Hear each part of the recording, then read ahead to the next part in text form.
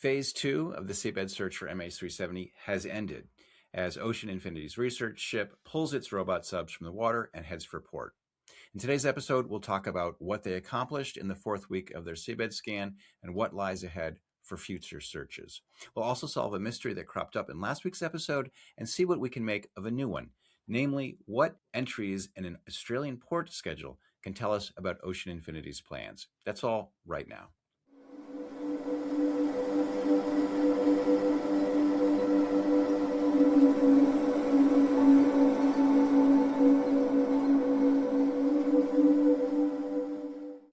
Hi, everybody. Jeff Wise back with you. It is January 25th, 2026. Welcome to another episode of Finding MH370, the podcast where we delve deep into every aspect of the technical evidence and bring in testimony from leading experts in a wide variety of fields in order to solve aviation's greatest mystery. Last episode dropped January 20th. At the time, Armada 8605 was moving slowly, apparently just trying to deal with the huge waves that were making it impossible to deploy any AUVs, and hence to make any progress in continuing the search of the seabed. In the days that followed, the weather remained rough, and this is what Armada 8605 did. As you can see, it was laying down a track colored red, which means that it was going slowly. It wasn't following the usual movement pattern that it makes when deploying and retrieving AUVs, like we can see in the earlier part of the track, where it's moving fast and straight in green, then slowing and turning in the red sections in the corners. That's where it's retrieving and deploying, and then going straight and fast again to the next retrieval or deployment point. So it was kind of meandering around slowly, kind of curving around. And then it started to do some straight segments, and that made some people speculate that it wasn't doing its full normal deployment of AUVs. Maybe it was deploying one or two. So Kevin Rupp wrote on Twitter on January 23rd, quote, "We're thinking Armada 8605 has had an AUV or two in the water since yesterday. The weather has improved, and currently the wave heights are under 3 meters." Well, if so, the operation didn't last very long, because later that same day, Kevin wrote, quote, "Armada 8605 appears to be departing the search area and is heading to Fremantle." So that was it. The current phase of the seabed search appears to be over. Probably very little, if any, scanning took place thanks to all that stormy weather. So the total for the whole of 2025 to 2026 search effort currently stands at 7,236.4 square kilometers, less than half of what they set out to complete when they first announced this resumption of the scan. So compared to the really, really fast pace that they managed in 2018, this is a really very slow rate of progress. According to the Fremantle Port Registry, this ship is slated to arrive on January 28th at 5 a.m., then depart on January 30th at 1800 hours or 6 p.m. This is a longer stay than the ship had on its last visit there, so probably going to do more serious reprovisioning and get a change of crew. I will point out that it wound up staying less. The last time it visited Fremantle, it stayed for less time than it was scheduled for. So bear that in mind. Now, up top, I mentioned that I would solve a mystery from the last episode. So let's get on to that. What I'm talking about is I had pointed out that viewer at Glenn354023 had made an intriguing observation to me on the show page. You can comment to me directly on the show page, findingmh370.com. What he pointed out to me was that if you divide the area that the Malaysian government was reporting searched each day by the linear distance that it was saying that the AUVs had traveled, the math told you that each AUV was scanning a strip that was 1.8 kilometers wide, so 900 meters on each side of the robot sub. That seemed like further than AUVs are supposed to be able to see. So I went to the website of Kongsberg, the company that makes the AUVs. I found a brochure for the HiSAS 1030 side scan sonar system that the AUVs use. And it says the maximum range each side of the vehicle is 200 meters when it's traveling at 2 meters per second and 260 meters at 1.5 meters per second. So this to me just seemed to make the mystery deeper because because if the maximum range was 260 meters, then that implied that there was more than a kilometer of each search strip that wasn't getting properly imaged. Worst case scenario, the AUVs could go right past the airplane's wreckage and not even see it. I reached out to my usual sources for things like this, Kevin Rupp and Don Thompson, and they both said that they thought that the 1.8 kilometer figure was correct. The AUVs really can see out that far. Don pointed out that there are really two systems at play here: side scan sonar, or SSS, and synthetic aperture sonar, or SAS. Don said that the synthetic aperture sonar can see objects in great detail, but it only works at relatively short distance, whereas SSS, side scan sonar, can see further up to and even beyond that 900-meter range, but at a lower resolution. Now, Kevin and Don are both smart guys, and in my experience, they tend to get things right. But to be really sure, I wanted to go to a certified specialist in that particular technology. So I reached out to the Woods Hole Oceanographic Institution in Woods Hole, Massachusetts. These are the people who found the last airliner that went missing over the middle of the ocean, namely Air France 447. They found it using Remus AUVs equipped with side scan sonar technology. I reached out to them. They put me in touch with Captain Jasper Hartsfield, the director and senior program manager at the Oceanographic Systems Laboratory, and he agreed to answer my questions. Now, of course, naturally, I asked him to join me on video. He wasn't able to get permission from the media relations people on time because I'm doing this episode a little sooner than I realized I was going to have to because the search ended a little bit abruptly. But I have to settle because he couldn't get permission in time. I had to settle for getting written answers by email. I'll take what I can get. So I asked him about his background. This is what he wrote. He said, I am a retired U.S. Navy submarine captain and Commodore that also somewhat uniquely specialized in rapid fielding of advanced technology for defense and industrial applications.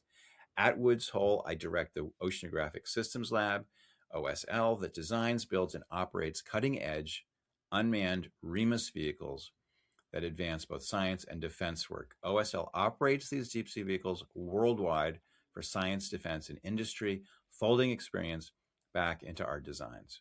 So this was definitely my guy. I asked him about the difference between side scan and synthetic aperture sonar. He wrote, quote, synthetic aperture sonar and traditional side scan sonar use the same basic first principles. You send active pings near horizontally in the water to get a pixel return of what the bottom looks like.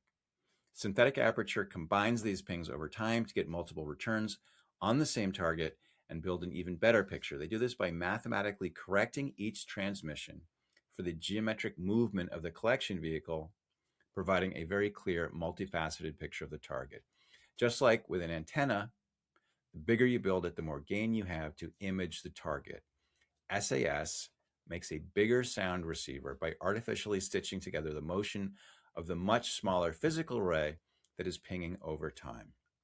All that tech talk boils down to this. You can build a big virtual sonar array that, quote, sees with sound, unquote, much, much better if you can keep up with the geometric picture accurately over time and sum up the results with a lot of math. The cost for this extra clarity is significant. The autonomous vehicle must be very stable with accurate navigation, and the swatch coverage goes down significantly. It is narrower.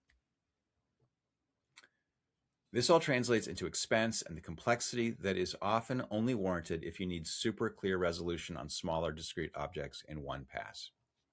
The physics of side scan requires you to balance how far you can see in each swath with the size of target you can detect. In other words, if you're looking for a ship, you can use much lower resolution with bigger swath coverage. If you're looking for something as small as a teacup, the resolution must be very high and the corresponding swath width low. If your target is something large, like a plane engine in a debris field, you do not need a SAS because the wreckage will have many returns that tend to stand out on the deep seafloor, even at low resolution. End quote. I then asked him about Woods Hole's discovery of Air France 447's wreckage. He wrote, quote, the wreckage was discovered and mapped by 3 Remus 6000 deep survey vehicles used from the deck of a single ship. Each had traditional 120 kilohertz side scan sonars with swath widths on the order of 700 meters on each pass. The debris field was found at a depth of 3,900 meters in high geology relief portions of the mid-Atlantic ridge. Once found with sonar, the wreckage was optically imaged, providing a photomosaic roadmap used to identify the location of the recorder, the black boxes. Subsequent recovery of that device with a tethered ROV. End quote. Okay, I want to thank Captain Hartsfield very much for taking the time to answer my questions, and I hope that I can have him on in person for a future episode of the podcast. By the way, for point of reference, the depth that Air Force 447 was found at was nearly 4,000 kilometers, as he just was saying. The area that Armada 8605 has been scanning is roughly the same, so roughly a similar degree of technical challenge. As I was discussing this with Kevin Rupp, he referred me to a report that the Australian Transport Safety Bureau, ATSB, published after their original seabed search. It details the test that the investigators performed on objects that had deliberately been sunk off the coast of Perth to see the range at which they could be picked up by the side scan sonar before it headed out to sea to look for the wreckage of MH370. These test objects were in the shape of a cube and a cross. Here's an image of a scanning run. As you can see, the cross shape was visible at a greater than 1 kilometer range. Kevin went back to look at the ship's track that the search vessel laid down during the seabed search funded by the ATSB that wrapped up in 2017. He found that the ship tracks were 2 kilometers apart, so even further than Ocean Infinity's AUV scans. I want to emphasize that the early search used a slightly different technology. The sonars were carried on underwater sleds that were towed behind the ships.